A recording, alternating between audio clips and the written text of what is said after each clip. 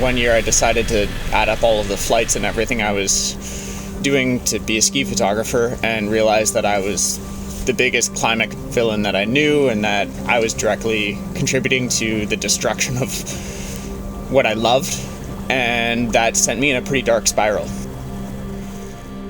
Living in the Canadian Arctic, you see climate change in real time with your own eyes, and that is so scary. And with so much uncertainty, there's a lot of fear, and a lot of people are worried about what their future is really going to look like.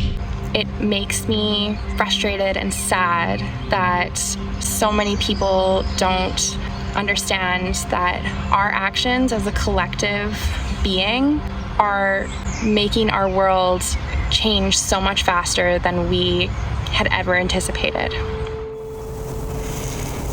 That feeling of being a climate villain was really horrible for me, and it made me quite depressed. And for some of the time I wasn't suicidal, but I was thinking, if I've gone this far and if I can't stop emitting carbon, the only way to reduce that or stop is basically if I died.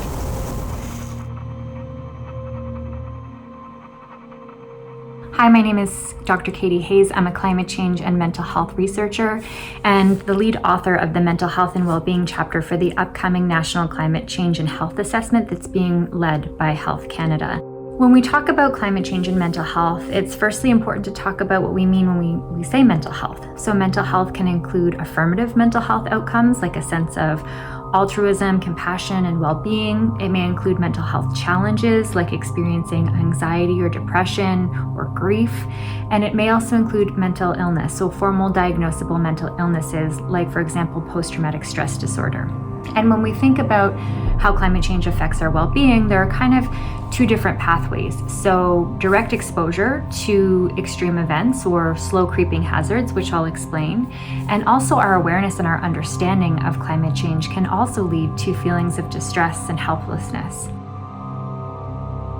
Seeing this with my own eyes, just within the last few years, is terrifying to me, and to think of how rapid it's going to be in the future or just in the next few years is scary.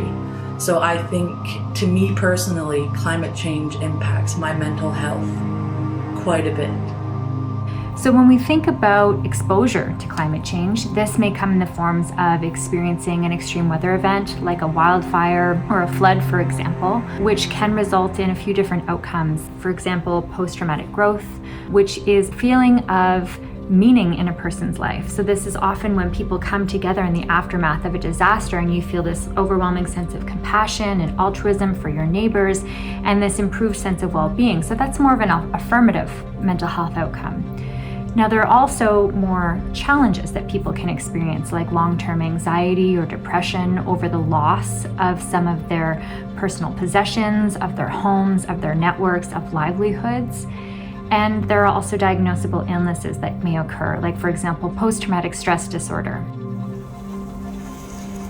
I thought about giving up my passion, my photography, my skiing. I thought there was no way to be able to redeem what I had done, that I had sort of gone too far and screwed up too much. And that weighed a lot on me. It made me pretty depressed. We also may experience direct distress from slow creeping hazards. So, for example, the way that our natural environment has changed. This could be due to prolonged drought. This may be due to unseasonably warm temperatures that we're not used to experiencing because of climate change. This may be due to experiencing extreme heat, for example, and we start to feel this loss and lament for our natural surroundings. And a lot of times researchers are using new terminology to discuss this. So this may be experiences of ecological grief, or climate grief is often called. And this again is feeling this deep sense of loss from the natural environment changing in such a significant way. We may also feel things like eco-anxiety or climate anxiety, and this real worry or fear that our environment is changing so drastically due to climate change and environmental degradation. And this can occur, as I mentioned earlier, from our experiences or our understanding of climate change. And so we know how important it is to have this connection with our natural environment, because that connection with our natural environment can also be supportive of our mental health and our well-being.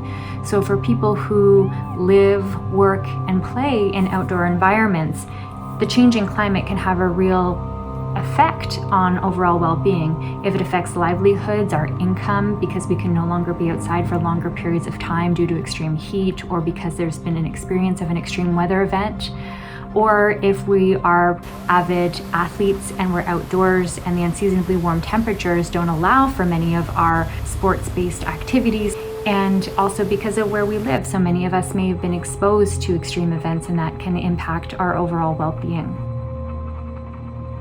The science tells us that when we spend time outdoors and we're in temperatures and in a natural environment that is really supportive of our well-being, this can reduce stress and improve our mood and overall well-being. So it's really important to understand this connection between humans and their natural environment.